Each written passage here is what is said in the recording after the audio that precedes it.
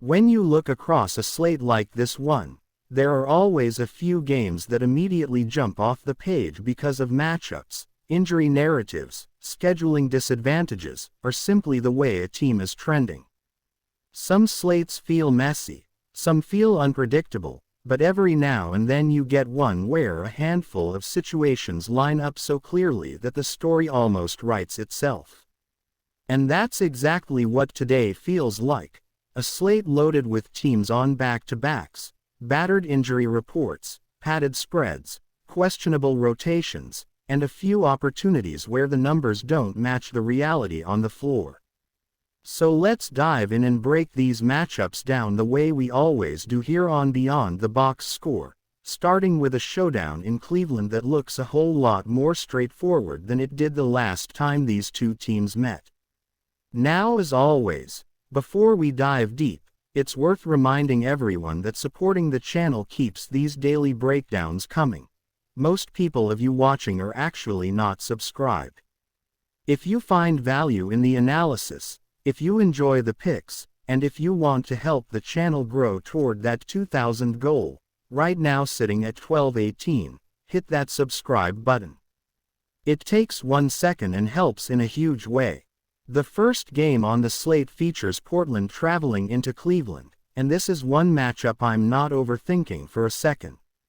I'm going right back to the Cavaliers and taking them at -10.5, and I'm also taking the over 238.5. It's rare that I return to a team this quickly after fading them, but I'm not making that mistake again. Portland rolls in on a back-to-back, which already puts them in a significantly tough spot. Their starting group, Sissoko, Denny, Grant, Kamar, and Klingon, has been shifting around because they've had to adjust on the fly, and that instability becomes even more noticeable when you consider the travel and fatigue that stack onto a back-to-back.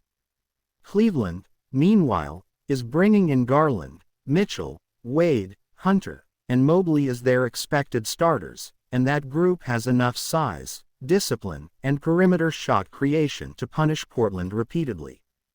The injury reports tell the rest of the story. Portland is coming off a game where Thiel, Henderson, Holiday, Wesley, and Dame Time all sat out, and even though Klingon was able to suit up and log solid minutes, he entered that game already listed as questionable. Now the question becomes whether he plays again on no rest. If he doesn't, Portland has no backup center at all, and this team is already extremely undersized. Their lack of size is glaring. It becomes a real, structural problem when they go up against a Cleveland roster that is loaded with length and front court strength. Mobley is a problem on his own. They bring Thomas Bryant off the bench. Dean Wade is another long, physical piece. Hunter is a big body. Tomlin contributes more size. It's just layers and layers of bigs. Cleveland can rotate fresh, strong bodies in every single quarter, and Portland simply cannot match that interior presence. I faded Cleveland in their previous outing, and honestly, that was a mistake. They punished the Pacers by 16, and they looked every bit like a team that was tired of people hesitating on them. Now they're back on their home floor facing a team that just traveled on a back-to-back with questionable personnel and no interior depth. Garland and Mitchell going at Portland's backcourt could get ugly quickly. The talent gap combined with size mismatch, fatigue, and lack of bench depth all point to Cleveland controlling this game early and never letting go. So give me Cleveland, and give me the over. Next up, we shift to a matchup that immediately becomes one of the strangest games of the entire slate when you simply take one glance at the injury list. I'm rolling with the Nets plus 8.5, and I genuinely think the moneyline is live here. Brooklyn's starters project is Dion, Martin, Porter, Clowney, and Claxton. Not an elite offensive group by any stretch, but they're at least healthy enough to field a lineup with some continuity. The Chicago side, we don't even know who's playing. You almost have to pull up the Bulls' injury report just to believe how absurd it looks. Their projected starting five is literally listed as unknown because half the roster is carrying some form of tag. The Nets have a few guys out, Mann, Thomas, and Hymuth, but the Bulls' injury situation is one of the worst I've seen all season. They have players listed that most fans have never heard of. They have multiple game time decisions, multiple questionables, and several outs. The report includes Julian Phillips as a game time decision. Trey Jones as a game time decision. Patrick Williams is questionable. Kevin Huerter is out. Another player with a first name of Now, spelled differently, is also out. Kobe White is out. Jalen Smith is questionable. Dallin Terry is questionable. Isaac Coro is questionable. Zach Collins is questionable. They have 11 different names on their injury list, and a handful of them may not even be rotation players to begin with, meaning the guys they plan to elevate into expanded roles are also hurt. That leaves enormous uncertainty around how they're even assembling a playable roster. I'm not diving into 10 paragraphs of matchup breakdown because the injury situation already is the breakdown. When one side walks into the game with a functional starting group and the other side has an entire rotation sitting under red, yellow, or gray status codes, the pick becomes obvious. Nets plus 8.5, and with Porter back, this is the type of game where Brooklyn not only covers, they can win comfortably. They have the healthier lineup, the more reliable roles, and they aren't trying to survive with replacement players who are also carrying injury tags. I'll take Brooklyn, and I'll take them decisively. Now let's talk about the pick that anyone who's watched this channel for any length of time knew was coming. I'm taking the Bucks plus 3.5, and I'm riding with the under 232.5. The Pistons starting lineup: Cunningham, Robinson, Thompson, Harris, Duran, looks respectable on paper, but once you dig deeper into how this roster functions, the weaknesses start showing quickly.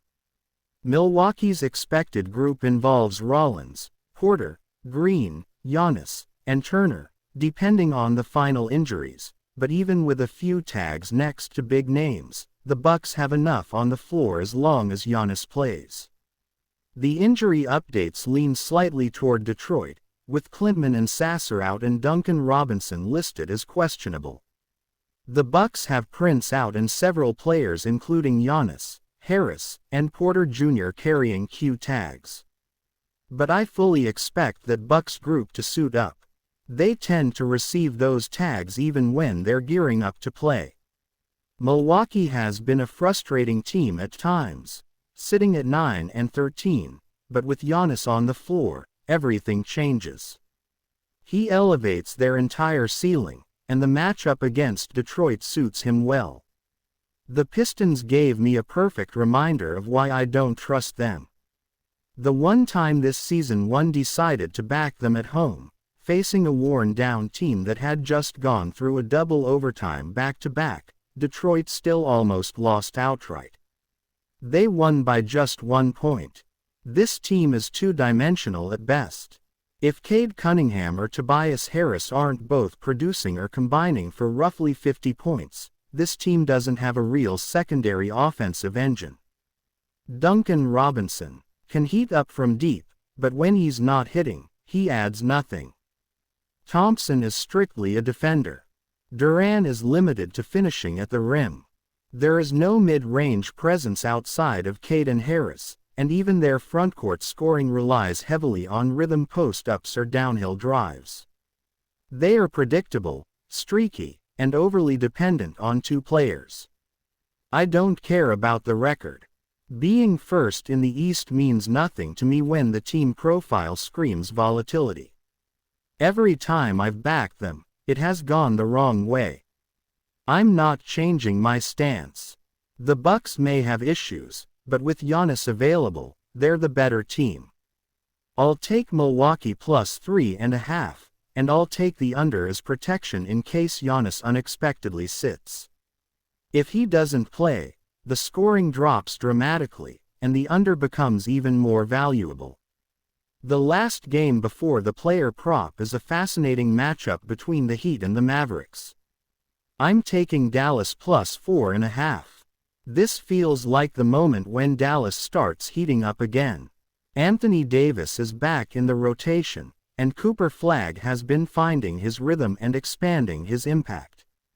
The Mavericks' projected starting five, Nembhard, Christie, Flagg, Marshall, and Davis, has a nice mix of youth, athleticism, and interior presence.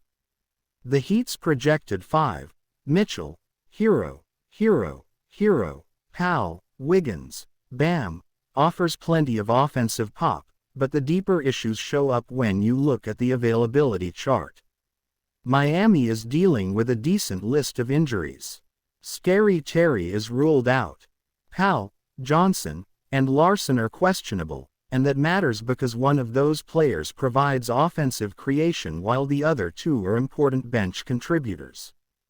Dallas, meanwhile, has Exum, Irving, and Lively out. P.J. Washington and Gafford are questionable. The big concern is the lack of backup center depth behind AD if Gafford can't go, since Lively is already out. Ideally, they want Gafford to play to keep the frontcourt rotations balanced. Miami stands at 14-7 after just demolishing the Clippers at home with a 140-point offensive explosion, but that performance came after a stretch where they alternated wins and losses repeatedly. They've been inconsistent, and now they're entering a brutal travel stretch where 6 of their next 7 games are on the road. That's a tough ask for any team, especially one with shaky bench depth and multiple injuries. Dallas, on the other hand, is getting healthier, and AD returning changes the way their entire defensive structure operates. Cooper Flagg is settling in nicely. Nembhard is playing better than many expected. The Mavericks are quietly building momentum, and this feels like the kind of game they use as a launching point. I'll take Dallas plus 4.5, and I think this is where they begin a solid run. That takes us into the lone player prop of the slate, Michael Porter Jr. PRA over. The logic is straightforward. If the Nets are genuinely going to win this game, it will be through one man, Michael Porter Jr. The Bulls don't even have a clear rotation available because their injury report looks like a novel of names, statuses, and uncertain return timelines. The entire roster seems questionable outside of Giddey, Vieck, and maybe one or two others. Porter Jr. becomes the only stable source of scoring, versatility, and shot creation that Brooklyn can rely on. He's the clear focal point, the one player they won't move, and the one they traded for specifically to fill this role. Everyone else around him is either young, inconsistent, or limited. Claxton brings value. Clowney has moments. But Porter is the one who gets the green light from anywhere on the floor. In his first game back in full health, he dropped the 4th of July 35, and there is absolutely no reason he can't replicate that production in a game where Brooklyn needs him to carry the offense. Give me Michael Porter Jr. PRA over. And that's going to wrap it up. I appreciate everyone who tunes in to Beyond the Box Score and supports these deep dive breakdowns every single day. If you enjoyed this analysis and want more picks, insights, and matchup breakdowns, make sure you subscribe, drop a like, and turn on notifications so you never miss a video. I'll see you in the next one. Thank you.